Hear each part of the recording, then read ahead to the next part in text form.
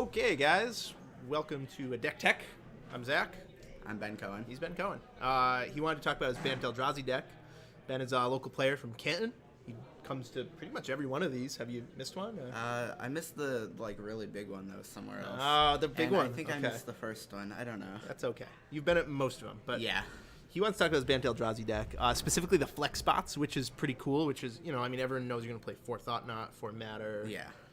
No, not for me. Or I'm sorry, 4 Reality Smasher. Yeah. Right. Tell us about what you chose and what you could have chosen. So what I have here in my flex spots, or what I consider to be flex spots, I got Matter Shaper, Blessed Alliance, and 3 Engineered Explosives. Okay. So they were originally, I had more Matter Shapers in the deck.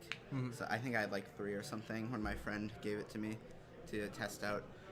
But I eventually decided through, testing and stuff that the deck wanted some more answers. Like, you have plenty of aggressive threats, like, Thought Knot, Reality Smasher, as you said, Drowner.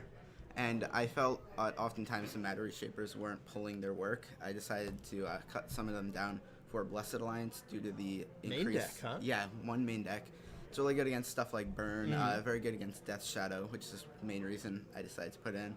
And Engineered Explosives is just fantastic, one card answer to Anything cards, you want. cards that give you trouble. Blood Now, Moon. can you get it up to 4, or is 3 the max on that? They're I don't know. So the thing is, you still have to apply pressure with the Right. deck.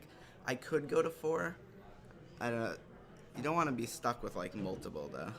I mean, they're decent in multiples. You can put them on different numbers, but Modern's like a 2-drop format, right? And so your first one comes down on 2 likely, and you're gonna blow up all their 2-drops. Right. So you don't want to be stuck with extra ones in your hand. You want to be able to draw into Reality Smashes and stuff. Another thing also about this, it's colorless, so Ancient Stirrings can find it. Oh, nice. Yeah. So you really have like maybe 4.5, something like Yeah, that yeah, in your yeah. deck. Yeah. The thing that I always think about when I think about Engineered Explosives is it costs the same amount of mana as the thing you're killing, except you have to spend 2 more to blow it up. So you're usually losing value when you kill one thing. So it is kind of like an answer card. It's slower. Yeah. Yeah. I mean, you are able to, recoup the lost value. Reality Smasher is a 2-for-1 most of the times. Yeah. Thought Knot Seer is a 2-for-1 most of the time. And anyway, sideboard cards that I want to talk about. Talisman of Progress. In the sideboard. Yes, in the sideboard. Some decks play it main, but I don't know. Blood Moon is not a card that you want to play against with this deck. Right. You're basically playing 4 colors. So if you don't have a Mana Dork, a Noble Hierarch or something, Blood Moon can just destroy you. I actually played against round 3. I played against a guy playing Blood Moon. I just dropped this on 2, and I was able to cast my spells through You just drew it. your one talisman? Yeah, drew the one talisman. Yeah, Savage. no problem. Is this how you win tournaments? Pretty much, yeah. Oh, okay. Just hope you draw better than your opponent. Yeah. You can also Ancient Stirrings for it, like you said with Yes, the yeah, Engineer. Yeah. So really, I mean, you look at these decks, like Lantern plays like only a couple of this card, only one, and blah blah blah. It has Ancient Stirrings, which is maybe the best tutor in Modern, as weird as that sounds. No, it's definitely the best tutor in Modern, especially in decks where all your creatures are colorless too. Yeah. It's just like, it's basically Dig Through Time, to be honest. That's pretty sick. So the next card is World Breaker. Helps give you some inevitability against decks like Jund and stuff. I haven't really played against them yet, so I'm not sure how it'll do. My friend played Jund in testing, it was pretty good. Yeah. If you guys aren't familiar with the World Breaker, it kills a non-creature permanent, basically, when it comes in. Exile it. Artifact, That's enchantment, or land. But also you can return it from your graveyard to your hand. So like you said, inevitability. Yeah. So inevitability is a big part of what I'm trying to go for. So I include a copy of Seagate Wreckage. Cool. Often in this deck, you could easily be top decking, especially if you're up against a deck like Jund or something. A mid-range deck where you're just grinding into the late game. And I often found I had extra mana, so Seagate Wreckage has been absolutely amazing. Like every time I drew it, draws you like 2 or 3 cards a game. Now, is it better than Cavern? I don't think so. Okay. Cavern just destroys blue decks. Yeah. But I haven't played it against any blue decks. So is it better? ever. Maybe. I Sometimes. mean, it's been better than Cavern, but in general, I don't think it's better than Cavern. I can tell you, last month there was something like 1 blue-white deck in the entire tournament. This month there are more. It's a metagame call, right? Yeah. You expect a lot of Jund, you play that.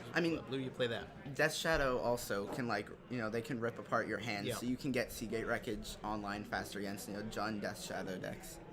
And then the last card I wanted to talk about in the sideboard is one Stubborn Denial. Okay. Don't play one. Play more than one. Yeah. That's a sick Magic card. Yeah, this card's insane. Get your foils now. Like, Yeah. Counter anything for 1 mana. Yeah. Better Force Spike. You know, Ferocious, like, pretty much always online. You know, Thought Knot Seer, take their answer. They try to answer it with, like, a Path or something. Like, Terminate, Stubborn Denial it.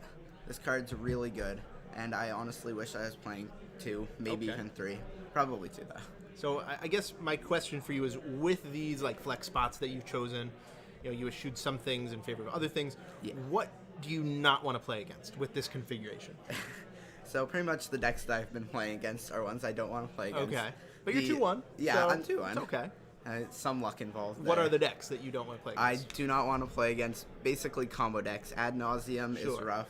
You know, you're trying to play fair creatures, 3/3s for 3 and such. You know, Drowner of Hope doesn't look very good when you're getting killed. Fair enough. And also, you know, Valakut decks. Yeah. You know, they kind of just don't care about what you're doing. Like you played unless against you round can, 1. Yes. Yeah. Unless you can present a Clock of Thought Knot plus Reality Smasher, Right. which I did in Game 2 of round 1. And then what do you want to play against with this deck then? Just fair decks, pretty much. Decks where Engineered shines, basically. Yeah, decks where Engineered Shines, you know, just let your 2-for-1s take over. So, like, the Jund's pretty 50-50, but I just want to play against more fair decks, and I keep playing against all these unfair decks. Hopefully you've knocked them all out of the tournament. Hopefully. Well, that's cool, man. I know Ben Riley's in your bracket. Hopefully you can dodge him so you don't get crushed by that. But Playing some Valakut. No, Cheerios. Cheerios. On camera playing yeah. Cheerios. Well, again, Engineer Explosives. You can yeah. put it on 0 and blow up all their 1-mana artifacts. That's pretty sick. Yeah, it is. It is pretty sick. Well, I hope we get to see you in top 8. Me too. Good luck, Ben. Yeah, you know, hopefully man. I make the run. Thanks for having me.